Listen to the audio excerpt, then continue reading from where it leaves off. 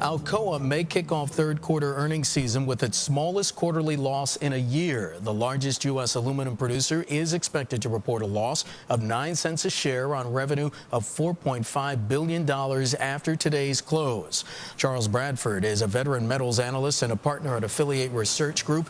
He joins me and my colleague Courtney Donahoe here with a look at Alcoa and the preview before the bell. Good to see you again, sir. Well, thank you for having me. Those numbers about right? Well, I think they'll do better than that. Really? And it's mostly cost reduction because we know what the metal price is. The metal price is up 22% compared to the second quarter. I mean, that's a given. We know what some of the other factors are. We can always get surprised on foreign currency because the dollar's been weak and they have costs in Aussie dollars and Canadian loonies and reals. So that's a negative. Now, going back to those cost cuts, have they been fast or deep enough that you've been seeing? Well, earlier in the year, they actually surprised me by how much they did. But it's not something that goes in a smooth line. And we've got a pretty good idea where they may be at the end of the year. So the third quarter is a little iffy. So do you think that Mr. Kleinfeld's cost-cutting measures have been aggressive enough? I think he has been. Yeah. And he surprised me earlier in the year with how much he got accomplished. Because most of what Alcoa does is outside their control. It's the metal price that affects 70% of their earnings in normal times. I mean, there are no earnings now, so I can't give you a percentage. Yeah. But go back to last year, 70% was metal price related. Yeah. Then another chunk is an item called caustic soda that no one pays attention to.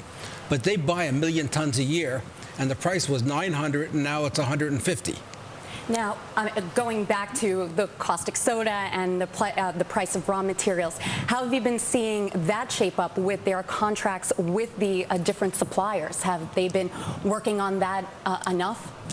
Well, they've been speeding up the contract terms, for example, on caustic.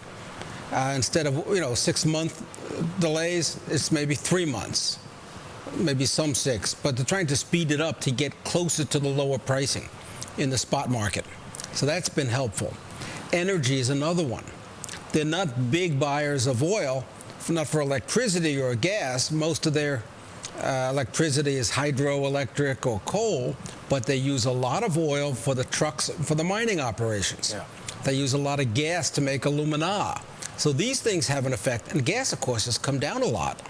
Deutsche Bank estimates put the average price of aluminum in the third quarter at 83 cents a pound. That's up 24% from 67 cents a pound in the second quarter. And the global aluminum market stockpiles, they're monitored by the London Metal Exchange, almost doubled this year to 4.59 million metric tons at the end of the quarter. What are these numbers telling us?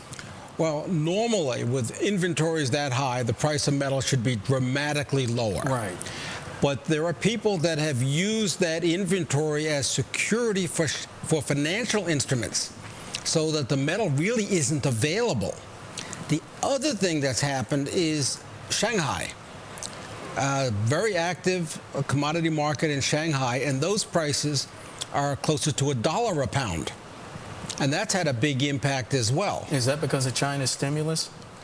Partly that, partly the Chinese are trying to help the aluminum industry, which has reasonably high costs. They had closed a lot of capacity. Now they're reopening. Well, besides China, I know China is a big story for them. Where else globally do they need to look? Because the CEO, Klaus Kleinfeld, he said it was going to, Europe was a mixed picture. America's bottoming out. But where do they need to look to get that growth besides China? Well, in a commodity like aluminum, you can always sell all your product. The only question is how much do you get in price? What Alcoa and some of the other aluminum companies did is they cut back their production in order to get a better price. So it's not a matter of looking where to sell. In the value-added products, they need aerospace to come back. They need industrial gas turbines to come back. They need commercial transportation, but they also could use a hot summer, which we didn't have. What advice are you giving investors? Buy or sell Alcoa? We think it's a buy. We think it has been a buy. This stock has almost tripled since March when they did their equity issue. Analyst recommendation: 6 buy, 9 hold, 4 sell. Alcoa, as you can see on the screen, the one-year chart, down almost 17% right now at $13.97. Chuck Bradford of Affiliated Research Group joining us talking Alcoa and metals. Always good to see you. Thank you so much. Well, thank you for having me. Thank you, sir.